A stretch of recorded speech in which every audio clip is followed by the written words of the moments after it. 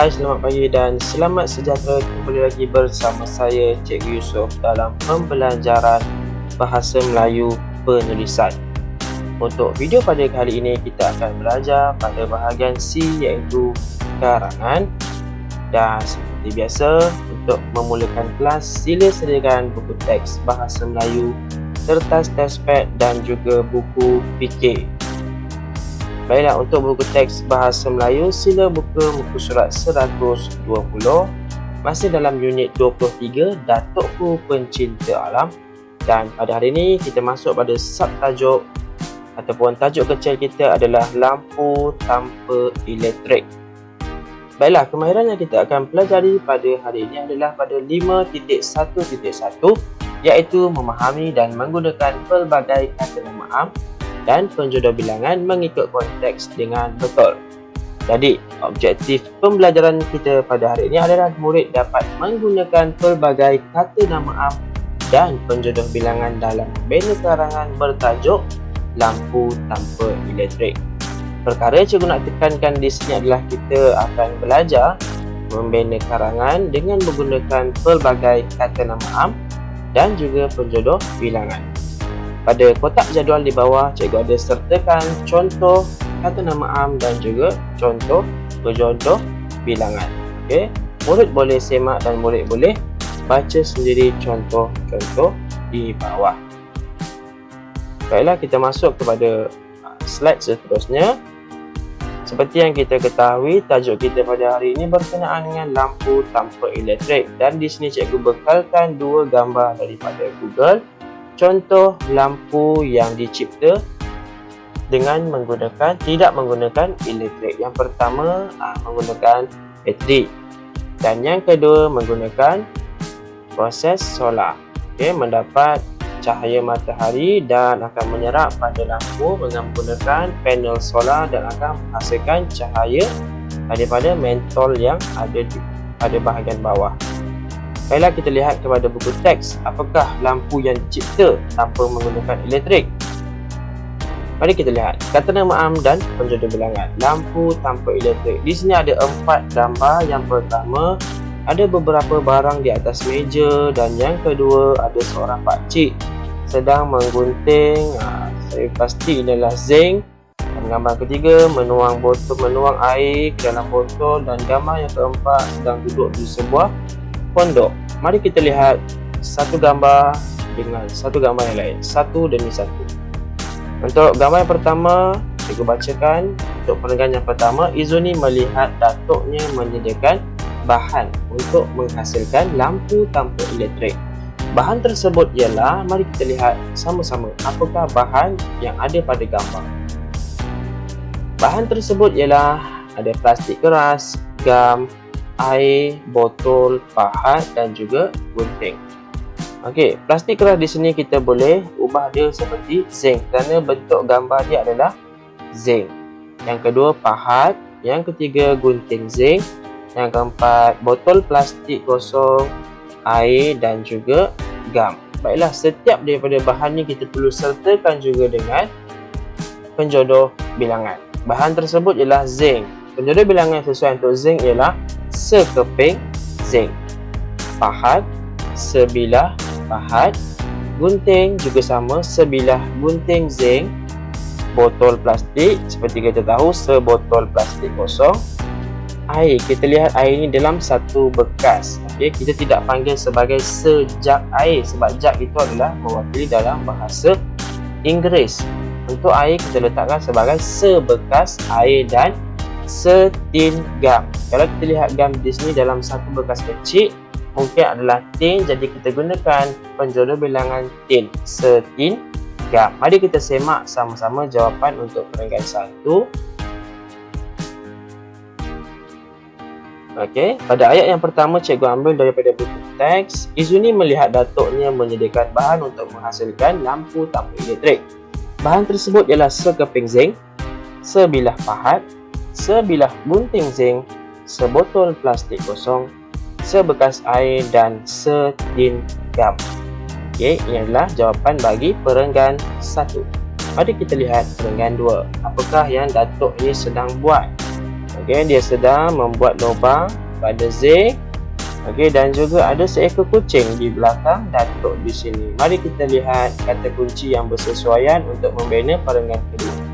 Membuat lubang zinc menggunakan gunting zinc dan bahan. Okey, memakai sarung tangan keselamatan. Kucing kesayangan Datuk sentiasa menemani Datuk. Okey, sudah pasti kita ketahui siapakah yang membuat lubang. Okey, untuk membina ayat menggunakan teknik SKOP, di depan perlu letakkan subjek, iaitu Datuk. Datuk membuat lubang pada zinc dengan menggunakan sebilah gunting zinc dan sebilah pahat. Datuk juga memakai, untuk sarung tangan ada dua belah, kita gunakan sepasang sarung tangan. Datuk juga memakai sepasang sarung tangan untuk keselamatan. Kucing, kita ketahui penjuru bilangan untuk haiwan menggunakan seekor. Seekor kucing kesayangan Datuk sentiasa menemani Datuk. Mari kita semak jawapan. Baiklah, untuk perenggan kedua kita masukkan satu penanda wacana iaitu kemudian. Datuk membuat lubang pada zinc dengan menggunakan sebilah gunting zinc dan sebilah pahat. Datuk juga memakai sepasang sarung tangan untuk keselamatan. Seekor kucing kesayangan Datuk menemaninya. Okey, ini jawapan untuk perenggan kedua. Mari kita semak perenggan ketiga. Kita lihat pada gambar, okey, dua orang sedang duduk di atas tikar. Kemudian seorang pakcik di sini nampak sedang menuang air ke dalam botol plastik. Kita lihat ada satu dah siap di sini, ada botol letak dekat dalam lubang tadi, dan di sini ada gam. Mari kita lihat jawapan untuk kata kunci pada perenggan ketiga. Duduk sebidang tikar, memasukkan air botol kosong. Botol kosong ke lubang zinc, dipotong menggunakan gam, menampal botol itu. Okey, di sini siapakah yang duduk? Sudah pasti kita nampak ada dua orang sedang duduk. Yang pertama adalah Datuk dan yang kedua ialah Izuni. Datuk dan Izuni sedang duduk di atas sebidang tikar. Datuk sedang memasukkan air ke dalam botol kosong. Botol kosong ke lubang zinc yang dipotong. Botol kosong dimasukkan ke dalam lubang zinc yang telah dipotong.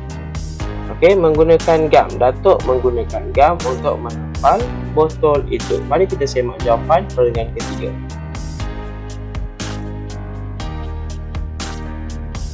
Datuk dan Izuni duduk di atas sebidang tikar. Datuk memasukkan air ke dalam botol kosong. Selepas itu, botol sebenarnya ni bukan botol kosong lagi sebab dah ada air di dalam botol. Jadi jawapan yang sebenarnya ialah selepas itu botol dimasukkan ke dalam lubang zinc yang dipotong. Kosong ini tidak perlu tulis ya. Datuk menggunakan gam untuk menampal botol itu. Mari kita lihat jawapan yang terakhir pada gambar yang keempat. Okey, kita lihat di sini ada dua orang masih duduk di atas tikar dan sebenarnya mereka sedang duduk di dalam sebuah pondok. Okey, dan ada di sini sebatang pokok dan berada mungkin di dalam sebuah dusun. Mari kita bincang sama-sama kata kunci untuk perenggan yang keempat. Memasang zinc itu sebuah bangsal di bawah pokok yang terletak di dusun. Bangsal itu menjadi cerah, botol menjadi lampu, berasa gembira mencipta lampu tanpa elektrik. Kemudian apabila Datuk tersebut telah menggunting dan meletakkan botol air tadi di dalam zinc dan akhirnya Datuk tersebut memasang zinc itu pada sebuah bangsal di bawah pokok. Penjodoh bilangan yang sesuai untuk pokok ialah sebatang pokok yang terletak di sebuah dusun. Bangsal itu menjadi cerah, botol itu menjadi sebiji lampu. Daripada botol kemudian menjadi sebiji lampu. Siapa yang merasa gembira? Semestinya Izuni. Orang yang paling rasa gembira kerana dapat mencipta lampu tanpa elektrik. Mari kita semak jawapan. Akhirnya Datuk memasang zinc itu pada sebuah bangsal di bawah sebatang pokok yang terletak di sebuah dusun buah. bangsal itu menjadi cerah, botol itu pula menjadi sebiji lampu. Izuni berasa gembira kerana dapat mencipta lampu tanpa elektrik. Dan untuk yang perenggan yang terakhir ni kita gunakan penanda wacana akhirnya. Okey, untuk pengetahuan semua, botol boleh menjadi sebagai lampu dengan hiasan cahaya daripada matahari. Walau bagaimanapun, konsep ini tidak boleh digunakan semasa waktu malam sekiranya tiada bulan dan juga matahari, kerana tidak ada cahaya untuk menembusi ke dalam rumah ataupun pondok. Dan ini adalah kerja rumah untuk kamu pada hari ini. Tuliskan karangan ini 4 perenggan. Dan yang terakhir sekali adalah PK, iaitu ejaan yang kamu akan buat pada hari Rabu ini. Ada 5 perasa, 5 penjuru bilangan, sekeping zinc, sebilah pahat, sebotol plastik kosong, sebekas air, dan yang terakhir ialah setin gam. Jadi setakat itu saja perkongsian cikgu pada hari ini. Jangan lupa untuk like, share dan subscribe video ini, dan kita berjumpa lagi dengan video yang akan datang. Bye.